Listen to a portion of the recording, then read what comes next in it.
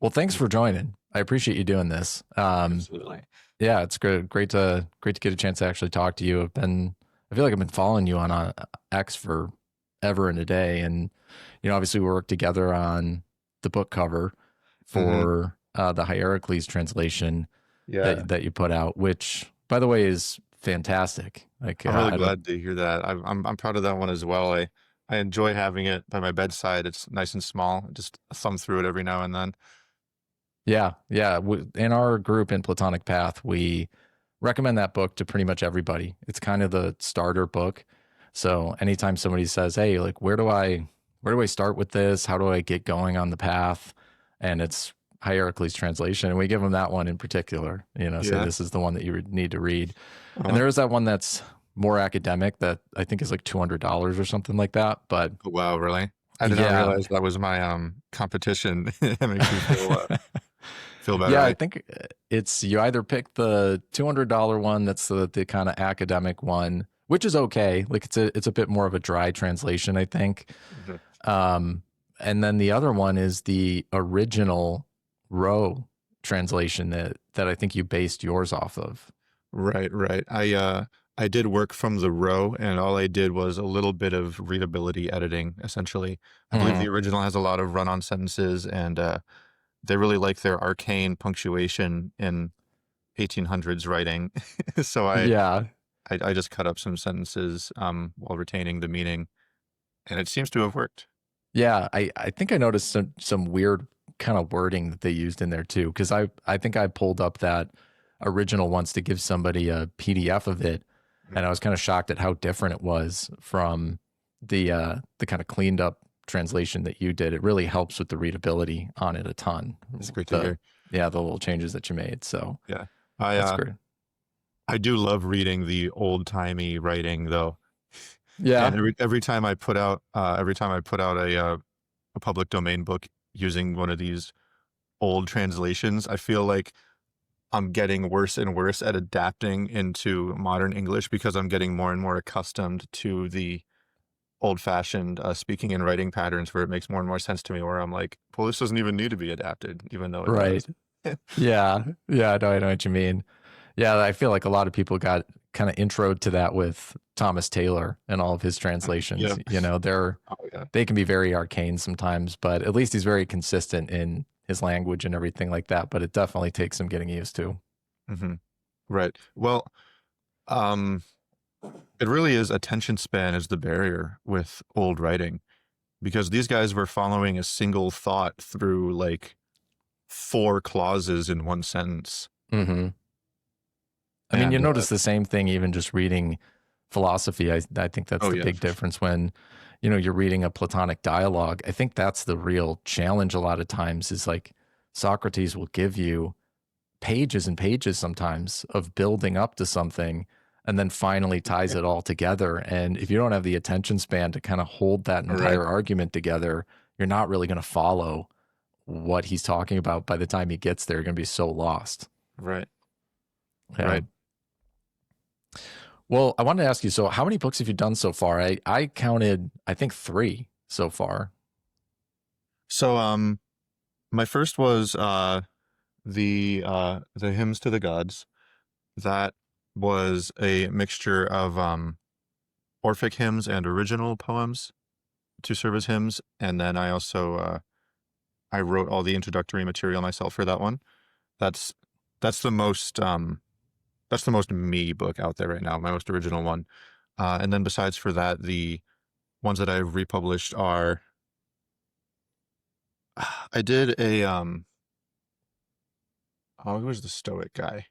Oh, Epictetus. Epictetus, right, right. I did a volume of Epictetus's discourses, which is the longer his basically complete work, and then his Enchiridion or handbook, which is basically just a distillation of the discourses into a Hmm. shorter frame.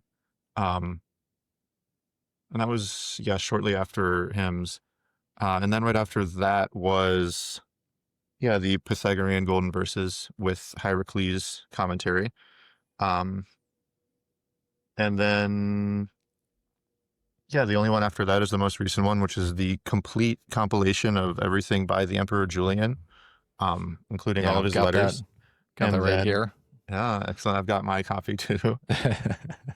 Well, one of my copies. I have like 5 proofs and then one final.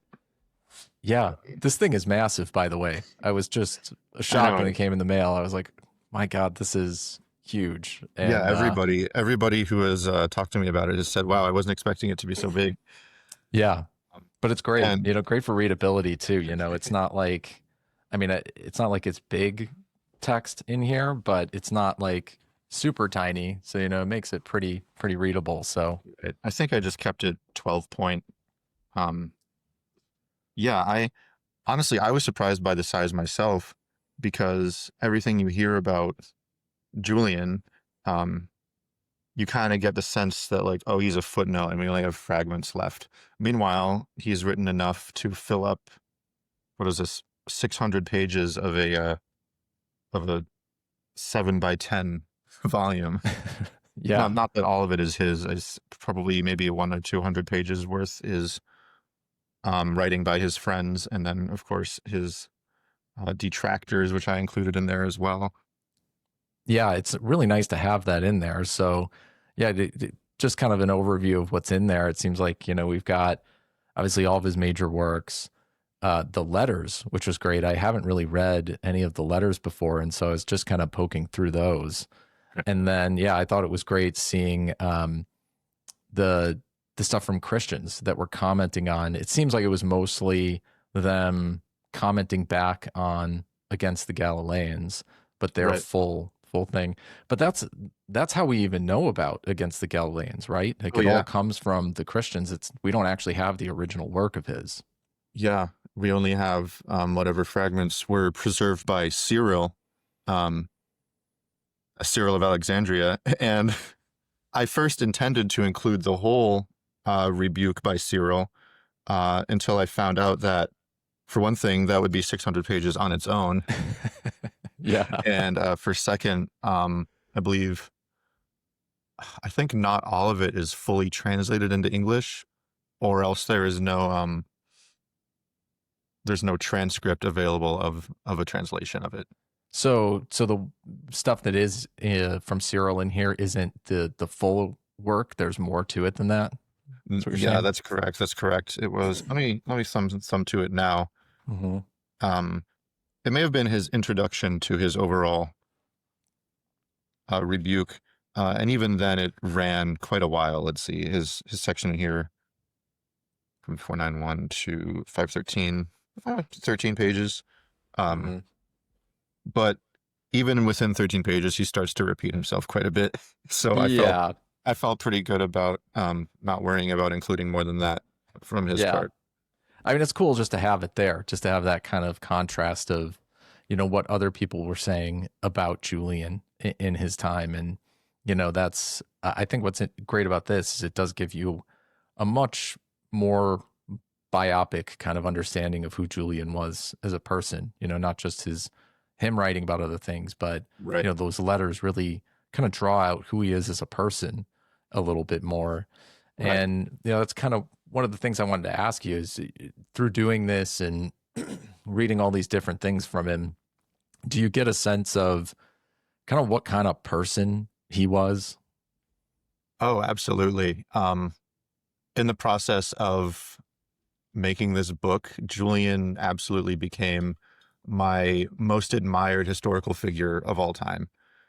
There is no other single historical figure that I can think of where I feel I've acquired such a depth of understanding for his motivations and such a glimpse into what he would be like to sit down and talk with. And and it became so bittersweet because you get the image of him as such a powerful and capable individual in such a circumstance where he was only able to become the footnote that he is. He was not able to turn the tides of history. Um, but even as close as he got is remarkable. And what he left behind of his personal motivations and his personality and his way of being is so impressive, even 1,500 years later.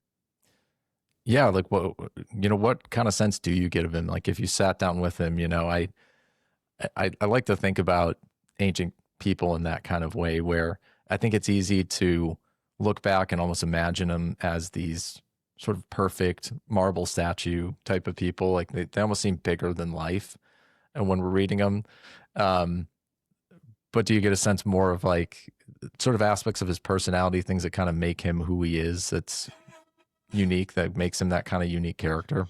Well, one of his Christian foes, Gregory Nazianzen, if I'm saying that right, um, says he flails around and he has wild eyes that are darting every which way, and he uses very unflattering language to depict that, but it still conveys something realistic, which is, I think Julian was just such an animated person, and really in a way that must have struck some people as otherworldly. Mm-hmm. Um, and with how much energy and force he had, he became such a polarizing figure in his own time to where he inspired such deep enmity, which we see, which is plain in the historical record. We can see how much they hated him, um, and that enmity even extending into a fascination that remained relevant all through the Renaissance. You know, people were fascinated by this figure of the apostate, even if they had this negative image of him overall, that he was sort of a villain. But what you get to see by reading some of the works I've included by his own friends and seeing his correspondence in these letters is that he inspired as much loyalty as he did enmity. Um, Yeah, I yeah, mean, I think any of the great people of history are going to be polarizing in that kind of way. You don't end up changing things at all if you don't have that kind of polarizing energy. You see the same thing with Julius Caesar, and obviously there's people who absolutely loved him, but there's plenty of people who absolutely hated him just the same. right, right. And what's the most remarkable about historical figures is how that polarizing nature sticks around when you discuss them later on. There are still Yeah, people who think Caesar was a monster. Um, Still people who think Julian was a monster. yeah, Uh, yeah. Well, that's a good point. So I think most of the people who are listening to this would probably end up knowing who Julian is and having some kind of background of that, but it might be good to kind of give a general overview of, who he was as a guy, what really makes him significant in history. right. So Julian was the third/fourth emperor of the Constantinian dynasty. I suppose you might even say fifth. Um, I guess at this point we're relying on people to know who Constantine is. Yeah. Constantine the Great, the first emperor to tolerate Christianity and begin the process of favoring it with the imperial apparatus. Uh, when he passed, he split the empire between his three sons, I believe it was. I'm a little hazy on my Constantine history, even though it ties into Julian. But Hmm. he had his three sons who were all named after him. It was Yeah, like Constantius and yeah, Constantius, Constantine the Second, and there was a third. It might have been Constans after Constantine's father. mhm. Um, but both of those, other than Constantius, uh, fade into history pretty quickly. They get overtaken by Constantius. I believe one dies of natural causes and one is defeated in a civil war, but I may be wrong on that. Either way, the result is before too long, uh, Constantius is the sole ruler, just like his father Constantine was. Mhm. Yeah. And That oh, I was going to say that whole century really of the fourth century, which is, where Julian resides and all of this is happening, is maybe one of the most fascinating centuries in all of European history, at least for me, especially being a pagan and being interested in religion. You see something fascinating where at the beginning of the fourth century, you have these persecutions against Christians happening, and by the end of it, paganism is completely outlawed and Christianity is the state religion and all the temples are closed. So, I mean, massive amounts of change within just that century. And obviously Constantine starts that, but even when Constantine, I'm glad you said tolerated Christianity, because, some people think he kind of converted the empire to Christianity, but he really just made it not a crime anymore to be a Christian. Right. He was, his personal feelings seem to be a little opaque. I think it's generally accepted now that he was in his personal life a Christian by the time he died. Mm-hmm.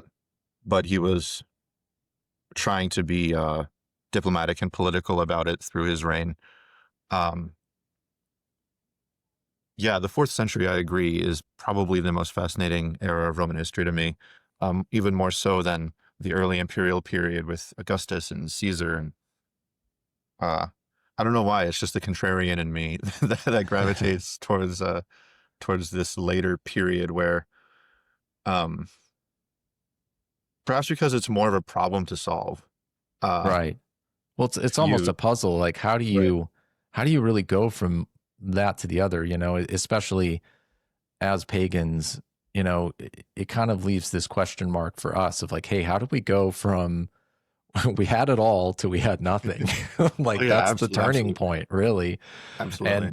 And Julian plays a huge part in that, and I'm curious to get your thoughts if you feel at some level that it was like fated to be, because sometimes going through the 4th century and looking at what happened to Julian and all of these changes, it just seems, I guess that's kind of a Christian polemic that it was like fated to be or something, but it almost feels that way sometimes looking at the history.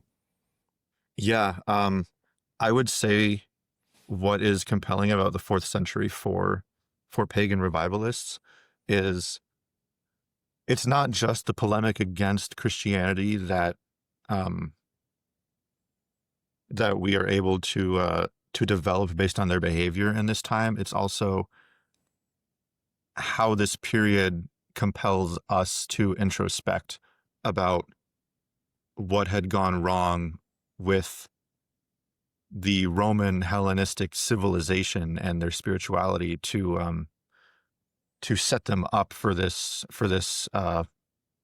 transformation. And this is a line I've used a couple times. Is what's fascinating to me about the late Roman Empire is that the pagans of that period are in exactly an analogous position to Christians today.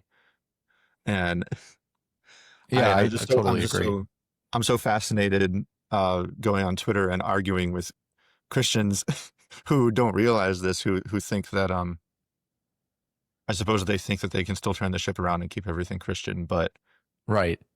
They're probably closer to, yeah, they're closer to where the pagans were in the early 4th century than anything else, where it's not outside the realm of possibility to imagine, this kind of woke state, for lack of a better word, to kind of clamp down on that traditional religion and just, narrow their scope of what they're allowed to participate in society more and more and more. And I think they do feel that at some sense. You do see a lot of Christians who, oh yeah, talk about the attack on Christianity and everything like that. And it's, of course, we just look at it as a little bit more ironic because we're like, yeah, well, we know how that goes. We're right, very familiar with that right. process and how and why that happens. And whereas I think they seem a little blindsided by it, and maybe it's just the sort of Christian triumphalism, this belief that almost they can't lose, like it's all they're going to win in the end. And Right.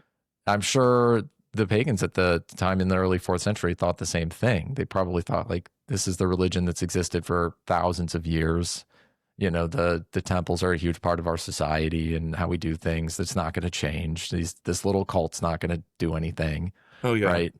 yeah. Normalcy bias is so powerful, um, and I do sympathize with modern Christians perceiving how their cultural dominance has eroded, and in many cases, yes, been intentionally attacked.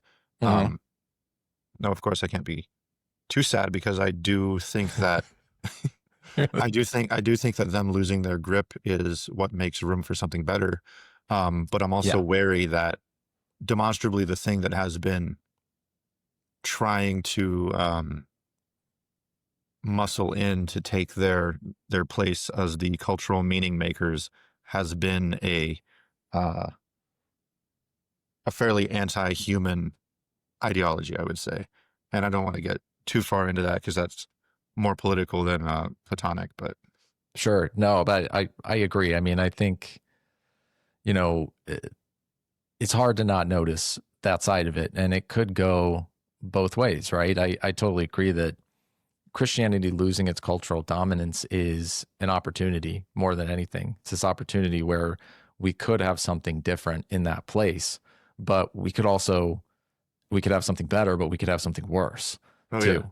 So we're kind of on a knife's edge with that, and it's an interesting time to be alive, just because very I do really feel like we're in this strange seminal kind of period where 100 or 200 years from now the dust may settle and things may just look completely different and we've gone off in a different trajectory, but it it feels like we're in that early 4th century period where everything's about to change but none of us are right. entirely sure what it's going to change to. Yeah, yeah. And with hindsight, we can see how destructive the fourth century turned out to be. Um, but we'd also have to think that a fair amount of that was just impersonal and economic and to do with, climate factors and drought and plague. Uh, Hmm. and we don't necessarily know how those factors are going to shake out in our own time right now. Uh, and that makes me think about if I were to be alive in the fourth century and not know how things end up going with all these uncontrollable disasters, would I have had that similar sense of possibility and I suppose optimism for the future? Maybe. Yeah, it's hard to say, you know, in that kind of period, there's so much that happens, and there's these glimmers of hope that we kind of see in people like Julian, but you could see how that post Julian, I think being optimistic would probably be really hard. Yeah.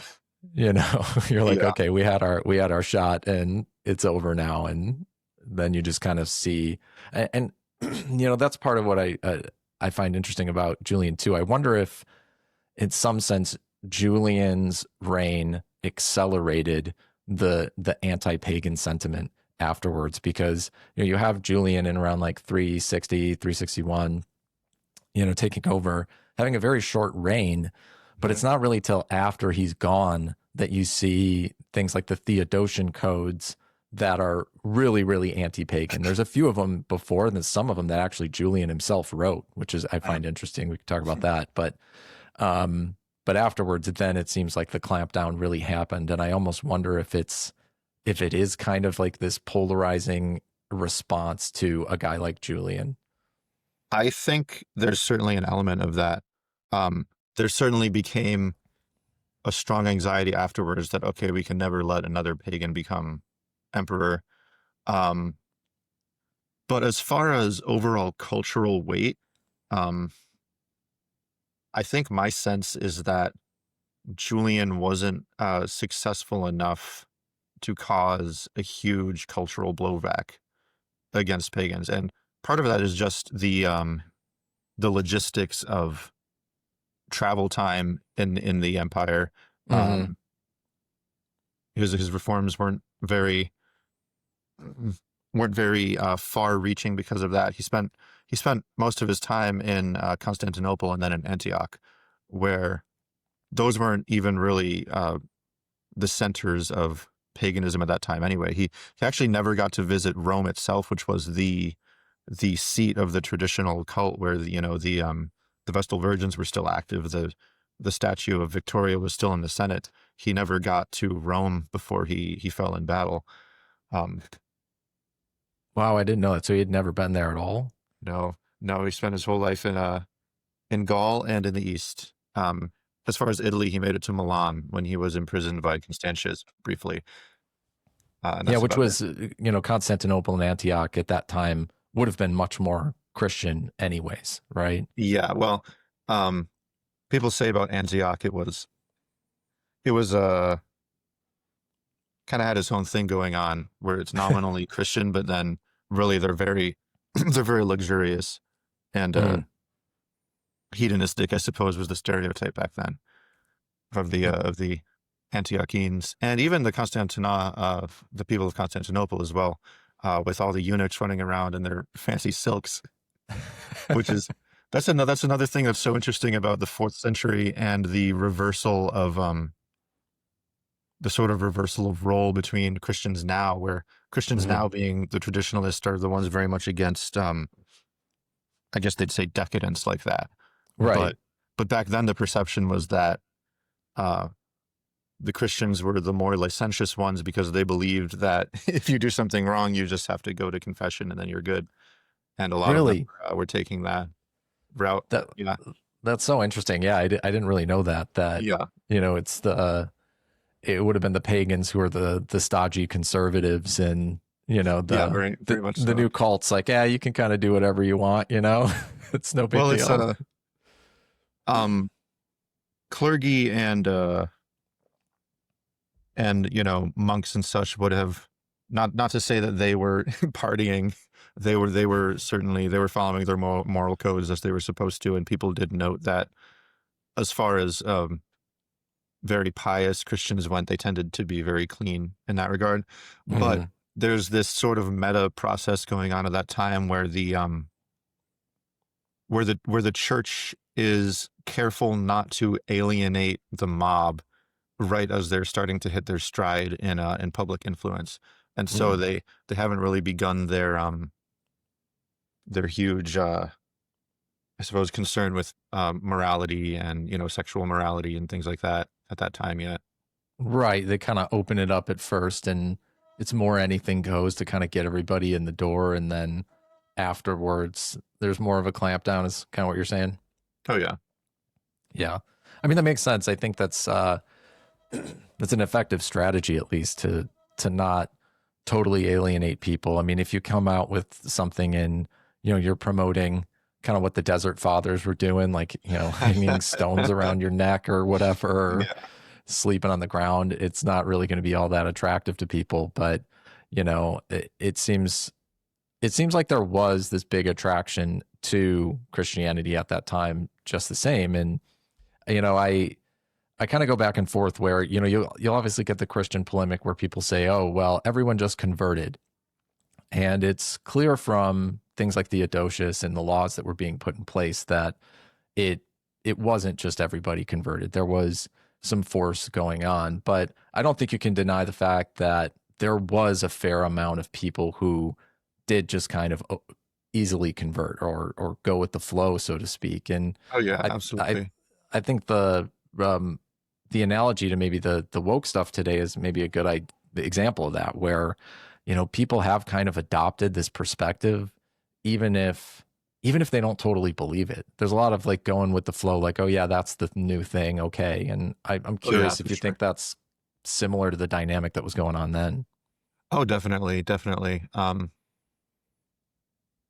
That is certainly such a big part of the waves of conversion at that time, is people who just were not invested enough in the old religion to put up a fight and basically put anything on the line. Just risk averse people, um, sensing which way the wind was blowing.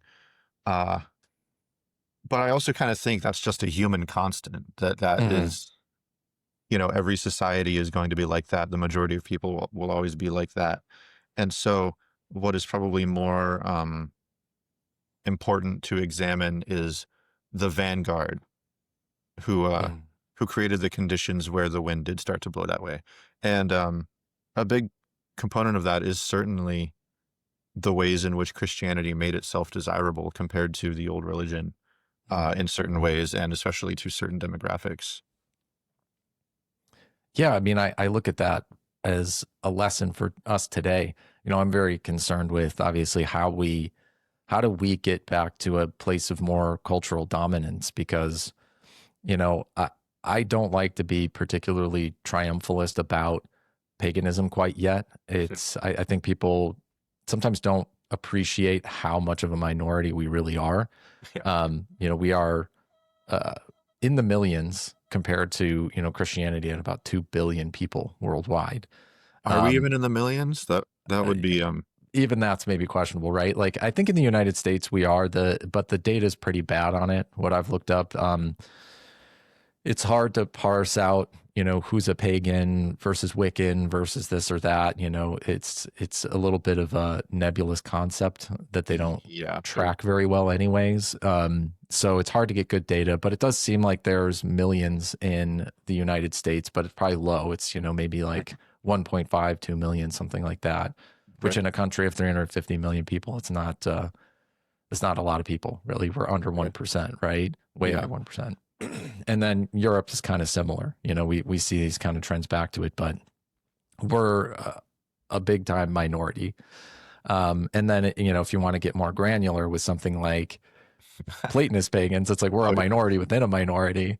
oh And yeah. so, yeah, you know, we got a long way to go to even just kind of be established at the level of, you know, recognition. But, you know, one thing I did look at was, you know, if you look at it as something like all of Christianity, I think it's hard to find it can seem hopeless. Like, how are we ever going to get to like a billion people or something like that?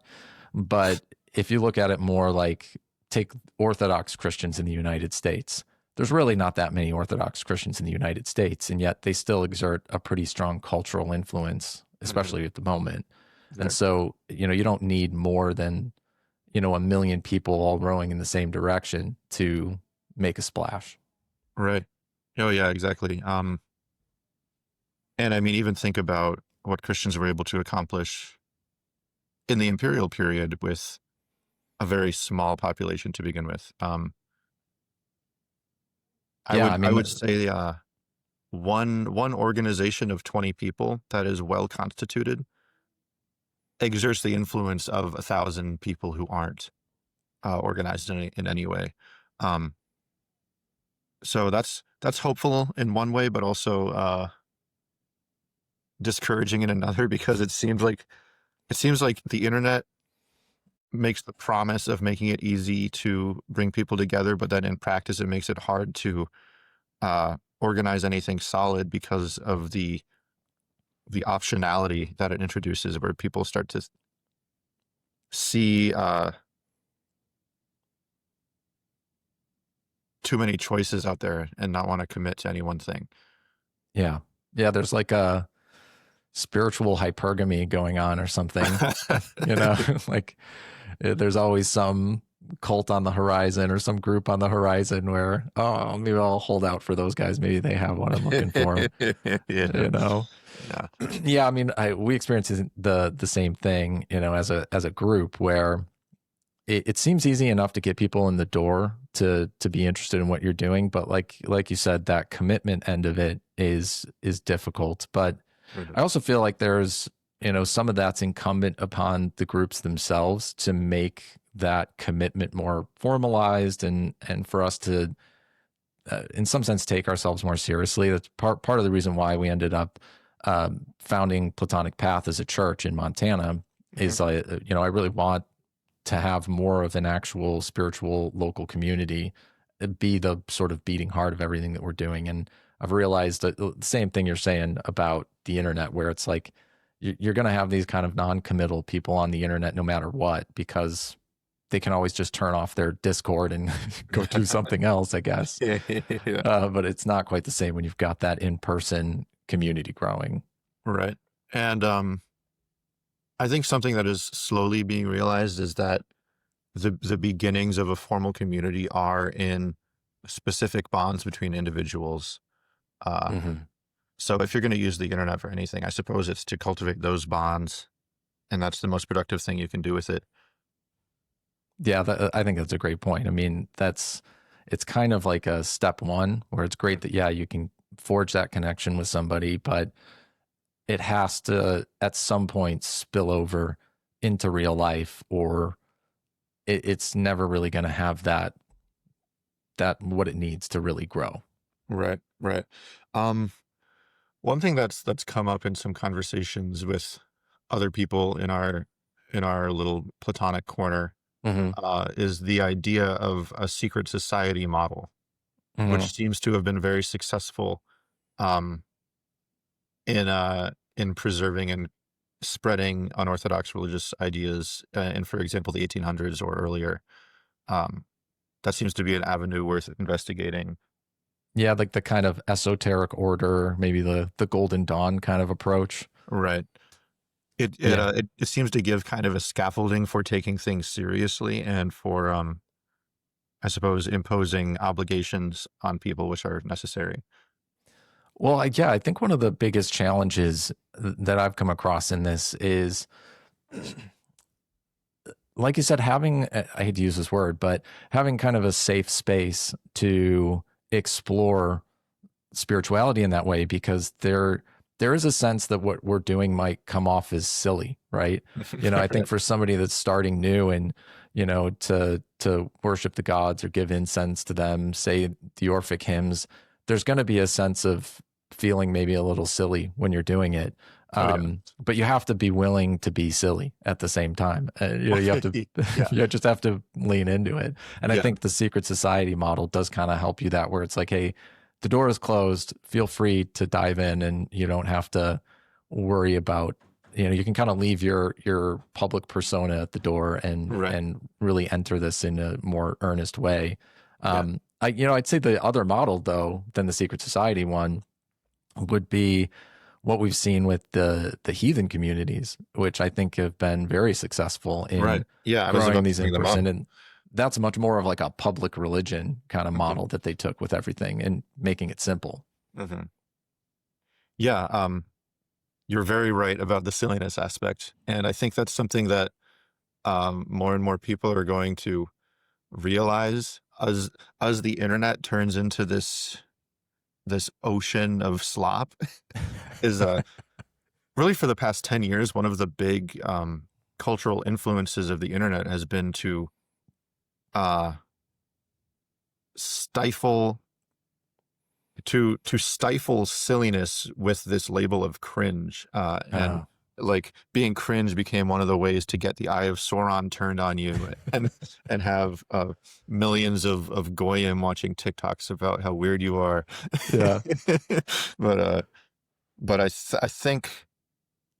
think a it's beginning to be a critical mass of people who recognize that dynamic and realize that actually being cringe is part of life and you should just embrace it and look for people to be cringe with. Yeah. You just got to find your type of cringe. Like everything's kind of cringe. Yeah. And Yeah. Yeah. maybe that's partly uh, me being a millennial, but there was sort of this millennial energy, uh, of being kind of sarcastic and not taking anything seriously. And I Yeah. see some of that in that, where it's like, oh, we're just going to like put bacon on everything and wear mustaches because it's silly. Like, look at me. Yeah. And, that's definitely Yeah. quote cringe, but it has that essence of like taking something seriously is lame, right? Mhm. Right. There's that kind of perspective. And we do just have to get over that and say, we are taking this seriously and we're gonna do it. And sure, some people are gonna think it's cringe, but Yeah. whatever. Yeah. For every 10 people who think it's cringe, who were never realistically going to engage in any other way anyway, and never realistically going to become a member or offer support or anything, there could be one person who sees that and it resonates with them and they turn out to be, a disproportionate contributor. Hmm. Um, that is one other thing, is that with the internet making everything so massive, people have become very uncomfortable and very aware of how small they are in the face of these these mass numbers. Hmm. Um, and so really, I think the smaller something is, and by extension, the more intimate something is, the more draw it has in this environment.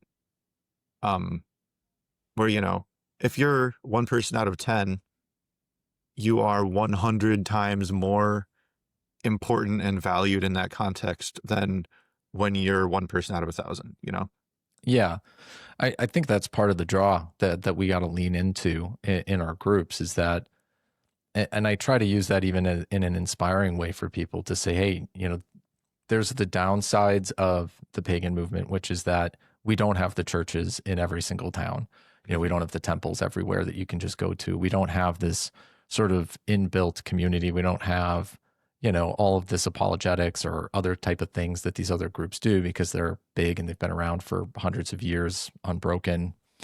But the flip side of that is we're small, we're growing, and you can have a huge influence on this and put so much of yourself into it in a way that you could never do that with the other ones. The other ones, you show up and it's already cooked and you take your food and walk away, right? Yeah, But here it's exactly. like you get to kind of cook with it and put yourself into it more. And some Right. people are going to be attracted to that. And some people I think are looking for the prepackaged, hey, Right. it's ready to go. I just want to take it off the shelf. And, we're probably not going to attract those people necessarily until we have that more baked out for them. Right. And for as appealing as that is, it also introduces risks as far as the people you attract. If you lay something out and you say, hey, you can get in on the ground floor and have influence on this, there's a certain personality type who is going to be attracted to that for the sake of shaping it to their own liking, and not necessarily to an objective standard of quality or morality or whatever else, which is why I think rooting everything in this previous tradition, this Platonic tradition, is an important filtering mechanism, because it says, okay, we do have an objective North Star against which to measure things and to measure people's contribution. Yeah, I agree. I mean, that seems to be a major problem in a lot of pagan groups is that there isn't necessarily a grounding the way that there is in the Platonic groups. We've got something that can ground this much better. Hello? Where obviously you've got some of the groups where it's just like anything goes, you can do whatever you want. And then there's these other groups too that maybe focus in on things that I don't think are maybe the most important factors. They kind of find something that they hold on to and make that their central theme. But yeah, I agree. Having that North Star is important. And I don't know that we're going to be able to grow and be successful the way we want without it. To me, I really do. And that's obviously why I'm a Platonist, I guess, is, I think we kind of need that in order to move forward. Right. And maybe this is a little bit of a tangent here, but another thing about the Platonic system and worldview that makes it so compelling to me and really makes me believe in what it can do for people and what it could grow into is how it really is a whole life system. It's the kind of thing that really allows you to order everything else you could possibly think of about your life on an individual scale to a more community scale. Yeah, I mean, we talked about that a bit on our last podcast with classical wisdom tradition. He really looks at it that way, where Platonism isn't just a philosophy. It's not just logical. It really is this sort of complete system for your whole life. I think the challenge that we run into with that today is it's such a humongous tradition and there's so much in it. It's not even just Plato. It's all of the other people who commented on him and even Aristotle and the Stoics and all of that. And I think the challenge is, how do we communicate that to somebody? I run into this issue with even people like my wife who, thinks Platonism is very interesting because I'm always talking about it. But, it's hard to communicate all of it to another person because there's just so much. And how do you kind of think we move through that challenge? Well, I think that's where the gods come in, um, because these deities, their symbolism is in a sense a shorthand for that entire period of our history that was incubated by the Greeks and the Romans. Um, and when you invoke the symbols of these gods, you can communicate that, hey, what we're doing ties into the entire way of life of these peoples who are our forebears in a very real sense, even if not genetically, then certainly culturally. Yeah, I think the heathen groups found that short circuit right away. And Uh-huh. maybe in a sense it was a blessing to them that they didn't have any philosophical works or theological works to dive into, because those groups just said, we're just going to do bloats and symbols and worship the gods, and that's it. And they didn't Yeah. have to do anything else. And Uh-huh. they could kind of work out the theology and philosophy side of it later on. And I do look at it now and I'm like, man, that was a blessing for them, because they just got to focus on the growth and the community side. And that's kind of where I'm at now, where I'm like, we have more than enough on our side, actually, maybe even too much to work off of. Right. And we need to just kind of get down to those brass tacks. Like, I think that's such a great answer, that, really focusing on the gods and kind of helping people to forge that personal connection rather than trying to make it an intellectual one. Right. Right. Because you always want to start broad and then get more granular. Um, and really you can't start broader than, I mean, of course, first the concept of the one good, and then the next most encompassing layer after that is going to be the hypostases and the gods. Mm-hmm. Yeah.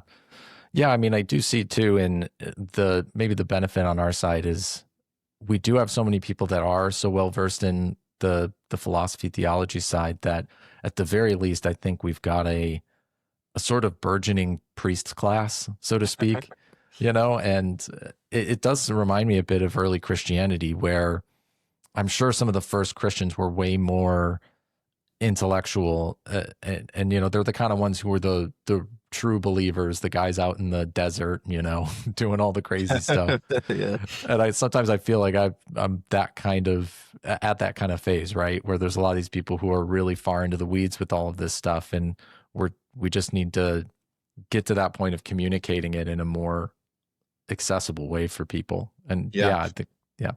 Well, to bring that back around, well, both to your previous episode with classical wisdom tradition, which was excellent. I really enjoyed it.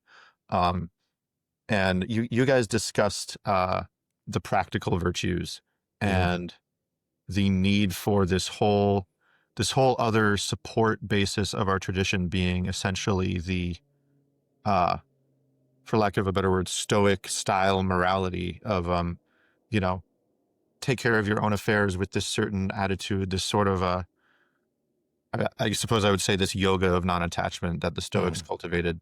Um, that is, I think, what our burgeoning priest class needs as its next step is to, we've started up in the clouds, and progressively we're going to have to ground ourselves more rather than less. Do you see And that as kind of like in a sense of the the priest class types need to focus more on a kind of Platonic ascesis, more so than the intellectualism? yeah, I would say so. And we need to be able to show ourselves as exemplars of it. Um, in order to be taken seriously, I suppose. And then to bring it back around again, that is part of what is so inspiring about Julian to me is his individual virtue. Um, he he really is such an example of a man of action who is also rooted in the contemplative tradition, who really shows how these things go together and do not need to be in any kind of enmity. We have this cultural meme which seems really deep rooted. It might even just go down to the whole like jocks versus nerds stereotype, and it's completely wrong. Um, and it does needless harm to our models of ourselves. Do you just mean like kind of putting down the philosophical types as being nerds or whatnot? Is that what you mean? Well, yeah, or people who want to create a self-image as philosophical types who then think of themselves as like sort of above all this action and hubbub, and they don't want to be involved Yeah, in yeah. in We this had civic this life.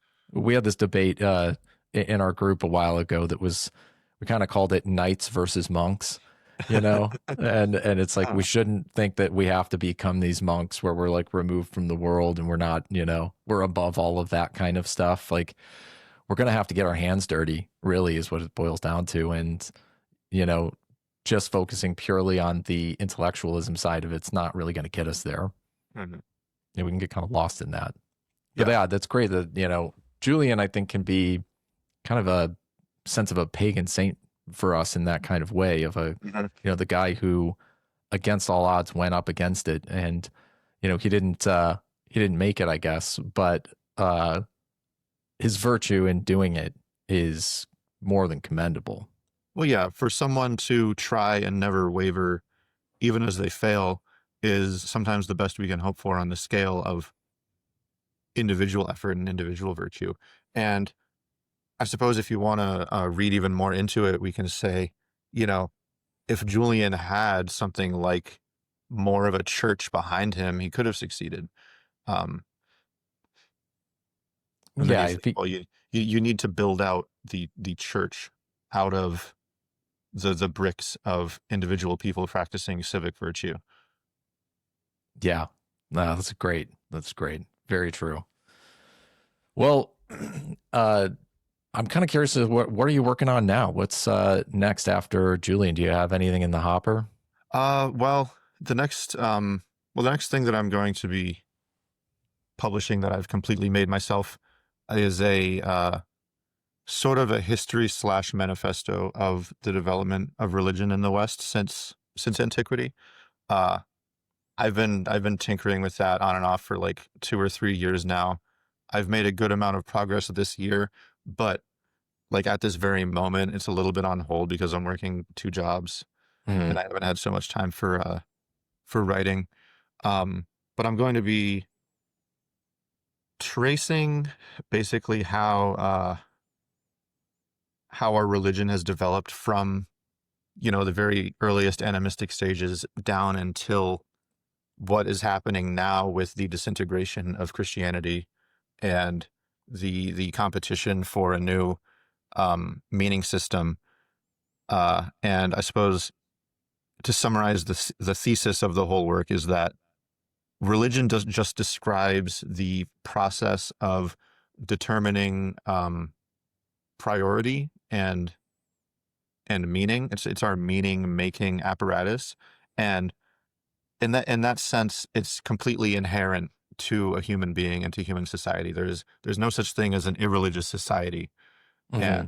I want to use the historical examples to show that we are living in a religious society right now. We just have to take a closer look at what it is, I suppose, what its specific beliefs are, Hmm. and evaluate them soberly to see where they're falling short and not encouraging our overall eudaimonia.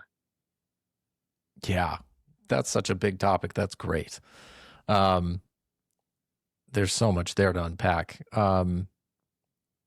You know, I see what you mean. I mean, we obviously live in a very religious period of time, you know, and even though it's not, we kind of like to think that we're not explicitly religious, like you said, but obviously we have meaning, and really any society that has that kind of meaning baked into it or has some sort of compass for how meaning is derived has that. But, you know, as much as we've tried to get away from that, we're looking at things like postmodernism, you really see societies disintegrate the moment that they try to remove meaning or try to make it um, so vague that you can't really grasp onto what really does matter. things just kind of break apart. And I think that's maybe a point of opportunity, like we were saying now. But yeah, it's interesting to see. Do you have a sense of where you feel like this is going to go in the future then? Um, well, I had an idea when I started the book, and that was a little bit before all of this AI stuff seemed to have accelerated. And now I have to think on it a lot more. Yeah. Because things are changing so rapidly. Um, Yeah. but Are you concerned that there's like maybe a transhuman element to that that's going to play into all of this? maybe down the road, I think the more pressing, more immediate challenge is um, trust in media. Mm. The challenge of, okay, well, how are people going to evaluate what they should trust when you can generate extremely realistic video of anything?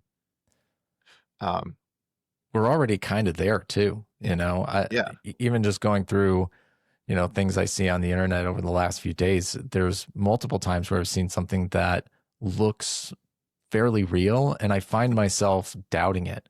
right. I look at it and go, maybe that's not even real. Yeah, yeah, And, I think there's something really positive about that where people are going to trust institutions and even social media less and less over time. I yeah. kind of feel like when I'm older, it's going to be a bit like the way that I might look at my boomer parents sometimes when they watch, The television, something yeah. on television. Yeah. And they Yeah, go, oh my God. oh, I saw it on Fox. It's got to be true. I saw it on CNN. It's got to be true. Oh my God. And then, people are going to look at us and go like, you really believe what's on social media? It's like, it's all AI slop, dude. Like none of that's Yeah, real. yeah, really.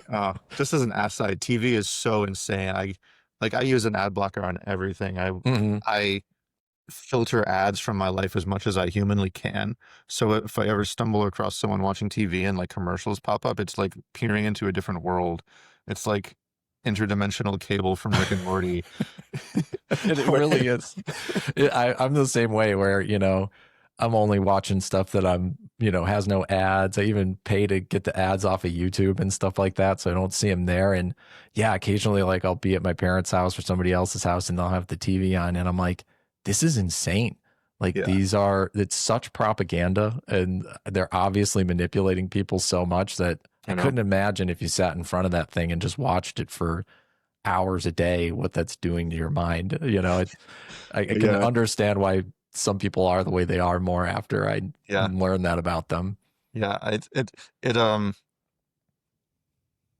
I see TV in a similar way as I see drugs, where Hmm. this is a thing which has afflicted such a huge mass of our population and completely taken them away from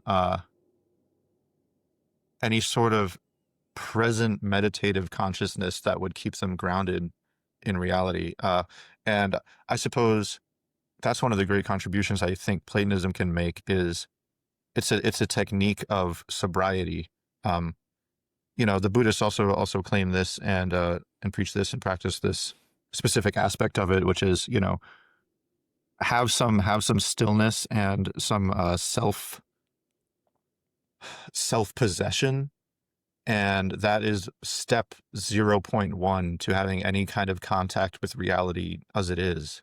Um, and of course, we have to also add to that reality as it is a good thing and a desirable thing, and you are fulfilling a part of your telos as a created being to Yeah. try to have that contact with reality, and TV completely nukes it. TV nukes it. Vaping nukes it. Um, Well, all of those things do, alcohol right? is Like all vices do that, right? right. Yeah, any vice, and that's the correct frame for what vice or sin is. Is Mhm. it's a thing that disconnects you from reality.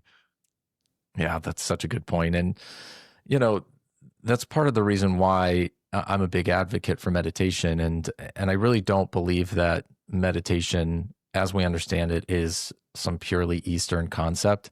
When we look back, there's a great quote in Celsus on the True Doctrine, where he talks about basically like a meditation technique of like going inward towards yourself and you'll find God, essentially, is what he's saying. And all of the techniques in the Eastern Orthodox tradition, I think, have some of their roots in Platonic practices, and they just kind of got Christianized through them. But I think you put a pin in exactly why it's so important. It's like you have to be able to come to reality as yourself and hold yourself in that sort of present moment in order to have any control over yourself. Right. And that's what I've noticed the most out of my practice, is that it brings you towards virtue because you start to have control over yourself rather than your passions and lower soul having control over you, which is almost like a default state, like that irrational nature is going to come up. And if you're not taking the effort to side with reason throughout your day and throughout your life, those things are just going to take over. Right. And one thing that I suppose is part of my account's message that I want to add to that is that these meditative practices are from a time where it's taken for granted that you are embodied, that you are inhabiting your body and in touch enough with your body so that its animal nature is connected to you and informing your actions.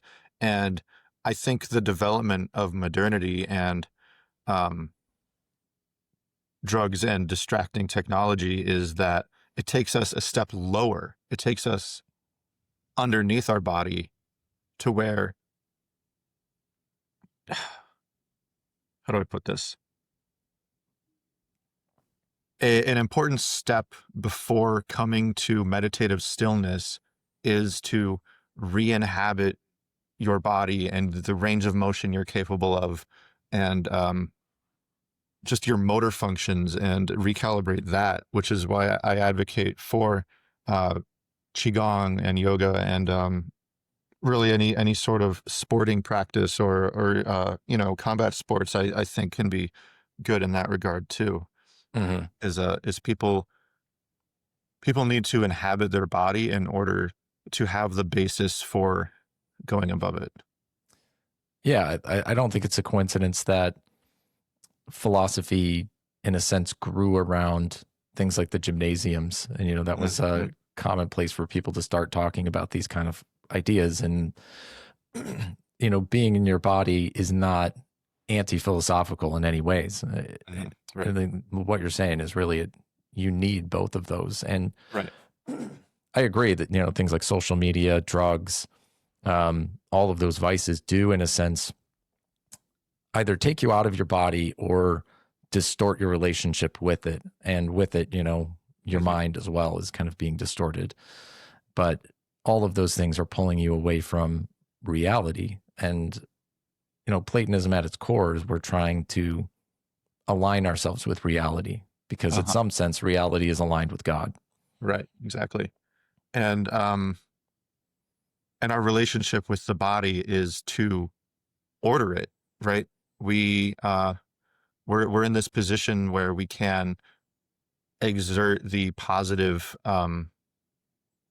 constructive, integrative influence on our body to bring it into you can bring your body itself in line with reality, and then it becomes a much more pleasant state of existence every day, and it provides you the physical basis for then ordering your environment in a constructive way. This isn't something I've developed enough to speak at length about it, but I have this intuition about the twin concept of precession and reversion, and especially how Iamblichus constructs this in a way to support material symbols and eidolon and synthemata as part of the twin precession reversion process. Is that you have to proceed all the way through, because it is simultaneous with reverting all the way up. And to me, to proceed fully into the world is to order your body and then order your environment and provide an ordering influence on other people around you and, animals around you, plants around you, architecture around you. Yeah. And I think that that's the sort of the promise of Platonism. Of I think what we can provide is just that kind of ordering principle upon the universe. I think we should be selling that at some level, as getting people excited about Platonism is, Yeah. We live in this very disordered kind of world, and we've almost made justifications for disorder and promoted disorder at some level. And Right. Platonism is really the opposite of that. It's kind of this desire to order everything. You start with ordering yourself. Obviously, you order your body, you order your soul, you order your mind, and then you can go out and order the world, Right. and that's help bring that. And that's the civic virtue, is how you contribute to ordering the world. I think this is also important because, especially among people who are interested in spirituality nowadays, there is a pretty prominent strain towards spiritual bypassing, where you are so discouraged by the disorder of the world that you think spirituality is a way to transcend and escape it. And I think that's just so counter to what Platonism really teaches, that is our contribution, is to oppose that strain of thought. Yeah, I'm somewhat unfamiliar. I've heard of the term spiritual bypassing, but how would you kind of define it? Because I think I'm vague on what it really means. Well, I suppose one example of it would be, say someone has some kind of relationship conflict. Say someone has like a big fight with their friend, and this person is really into astrology, so they go and they look at they go and look at the chart of the moment, and they go, "Oh, well, that's just what the stars were saying. I'll just like kind of skim over that because there was never any hope for me to influence the outcome anyway." Whereas a more constructive approach would be to look at, say, how the individual planets were interacting in this moment and think, how can I work with that to mend whatever this rift was? Or I suppose a more common example is people trying to use people using meditation in a way where they're clearly just trying to shut out their sensations because they're too uncomfortable. That's also very common.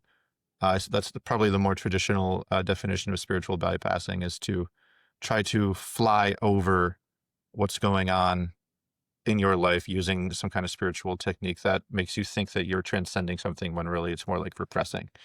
Right. Yeah, that makes a lot of sense. I mean, that's definitely a trend. I have to kind of guide people away from that in some meditation instructions that I've been doing, where it's very easy to think that the purpose of meditation is to make you feel better. And it's sometimes sold like that to you. It's almost sold as a therapeutic, and it's really not a therapeutic. It's something completely different. It is about that alignment with reality, which sometimes is therapeutic and sometimes it's just terribly painful. So, you got to take the good with the bad. That's all part of it. Yeah, it's kind of the person who goes on the retreat, to hang out at the fancy Zen place for a week, and it's like, are you really having a spiritual experience, or you're just going on vacation? Like, what are you really doing? You just enjoyed quiet and not having to do anything for a while, which is much needed. Sure, but it's not necessarily going to last, because it's an environment that you aren't able to bring into your everyday life. Yeah, for sure. Well, good. Well, so where can people find all your stuff? It's all on Amazon, and on I believe there should be a link on my Twitter account, which is just at Heliotroph. I'm sure you'll be able to put a link in the description. I do have a Substack as well. Most of my essays on there are fairly old now, but I'm still proud of them. And I'm actually working on a new Substack right now, which is a bit of a dialogue after. Do you remember a couple of weeks ago, Red Ice TV published a clip like 30 minutes long talking about the pagan and Christian divide between right wingers? Yeah, I don't know if you saw it. I kind of made a comment about it. I, I I don't love the positioning of race over religion for us as pagans, and I kind of made some comments about that. Yeah, yeah, I do recall your comments on it, and I do agree with them. Um, but I had some other stuff to add. Where do I have it right now? Just I don't have it pulled up right now, but yeah, I suppose I mostly wanted to say some fairly diplomatic words because I Hmm. was pleased at the lack of hostility in that video. Oh, for And sure. yeah, I wanted to offer a similarly non-hostile evaluation of the relationship between paganism and Christianity at this current moment. Hmm. Yeah, and I do hope we can have more productive conversations with them. Oh yeah, It kind of goes to what I was saying before about where we are positioned as being this minority within a minority.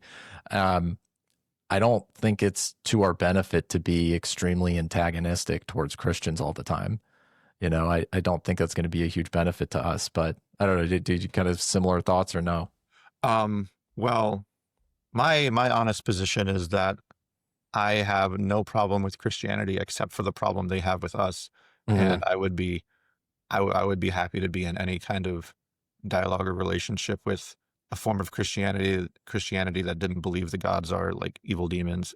That's the one thing I want them Yeah, to get rid of. But I'm the same way, really. I think even the author Eric Pearl ended up kind of leaving Christianity for the same reason, where it's the exclusivity of it all, the exclusivity kind of doctrines that they're the only way, and everyone else is worshiping demons. And I definitely have plenty of disagreements with them on other things. We could disagree about the Trinity, theology, and right, eternal damnation, reincarnation, all of that stuff. But really, what it boils down to is like I disagree with plenty of religions on their ideas about those things. But yeah, exactly, if you're going to call me a demon worshiper, I think that's the one thing that I can't really abide by. right, yeah, of Yeah. course, yeah. Well, speaking of demon worship, I had I had a mutual reach out to me recently about there seems to be this little clique on Twitter. Uh, Oh, oh, you see where it's going. I think I see where you're going with this. But yeah, go They're ahead. calling themselves like Zevists now, and uh, they're they're claiming that their organization is called like Temple of Zeus, but then you scratch the surface and it's like theistic Satanism apparently. Uh, Yeah, I copied some of their stuff down because I didn't want them to maybe change their websites and then deny this stuff uh, later, just in case. I like kind right. of did a print on a couple pages, but yeah, I know exactly who you're talking about. That this organization, Joy, it was Joy of Satan, Oh, really? That and was the original? that was the original name for everything. And so a lot of their documents still say Joy of Satan, and now they're turning it into Temple of Zeus. And uh, So yeah, is that just like the Zeus stuff? Is that just a front? Like, what is their deal?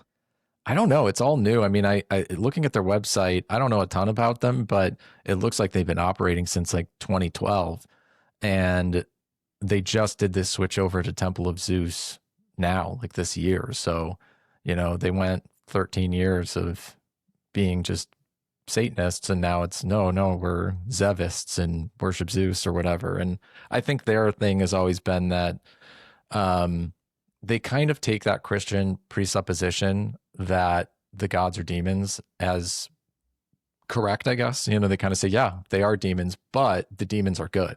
That's where they're kind of going with it. Yeah, that's the sense I got from like a couple of them follow me, and I've like scrolled through their pages a little, and it just seems like they're taking the the Abrahamic inversion and just like they're re-inverting it instead of de-inverting it. Right.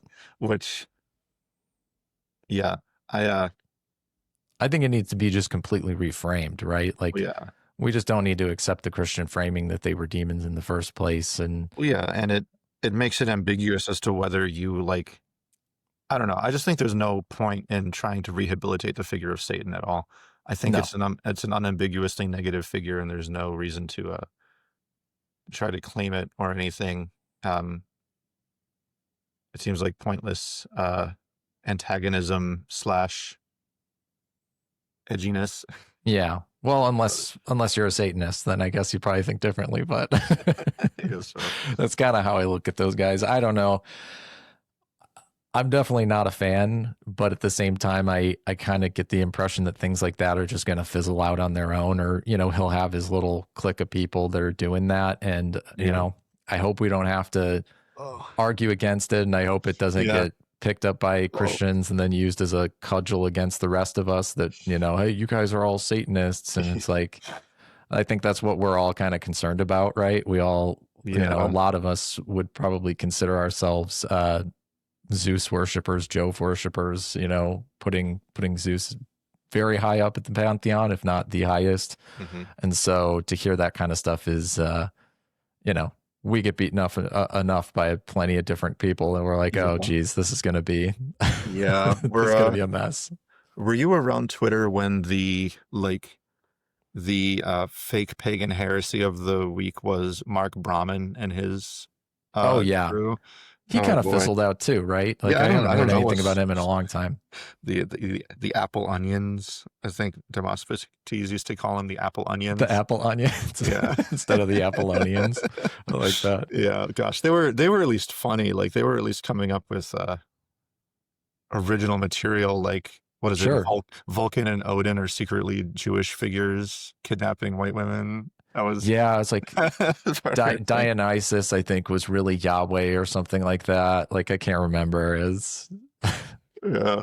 But that kind of stuff, I just feel like, it runs its course. And I'm always surprised at like how many people they seem to attract. Like, for a period of time, it's just like there's a type of like conspiracy minded type of person that I think just attracts to stuff like that, like a bug light. Oh yeah. And then they just kind of like collapse under their own nonsense and then disperse. It just seems to be the pattern for me. And so like, I think something like this Joy of Satan group, I think they would, even if they got a ton of attention, they would just collapse under their own weight and pretty soon after. Yeah. There's certainly a psychological profile. Like, there's a certain type of person where you can make them believe anything if you frame it as an inversion and you frame it as like, oh, well, they want you to think X, but actually Y. And that's just like catnip to a certain type of thinker. Yeah, I know what you mean. I mean, there's so much of that on the internet now. It's just like, you see the same stuff with like the guys who were pushing the Anunnaki alien stuff a few years ago, and it's like not even that fizzled out, right? Like, I don't really hear about that anymore, and it seems like people are just hopping from like one kind of kooky theory to the next. And I wonder sometimes like if there's a way to I don't know, capture those people, and I mean in a good way of like try to kind of like pull them away from that. But I think, like you said, it's almost like a personality trait, and those people are always going to be attracted to what they're attracted to. And they may be more dangerous to have on side than against you. Yeah, I think there's some truth to that. I probably don't want them around just the same. I've always been really glad with the kind of people that we've attracted with Platonic Path. It's even when it was the Romanist Society, we've always attracted a kind of older, more mature group of people that, it's not like the firebrands who are, super argumentative and it's all piss and vinegar kind of thing. It's always been people who just, a lot of family people and just looking for a good community, Yeah. Well, that's encouraging. I haven't looked too much into Platonic Path. But I would certainly be interested. Yeah, be great to have you around. Yeah, I'll send you a link for all that stuff, and Cool. yeah, and I'll pop your links for everything when we publish this. But I think there's so much more we could talk about, especially when you get into. So you have that new Substack, right? That's going to be talking about the religion thing. Am I getting that right? I'm going to try to get that out pretty soon here. I have some more editing on it to do. But yeah, I would love to be on again. This has been really fun. Yeah, great. Yeah.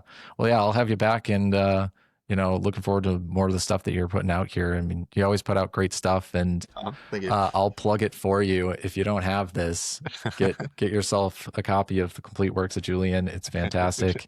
And yeah, it's great talking to you.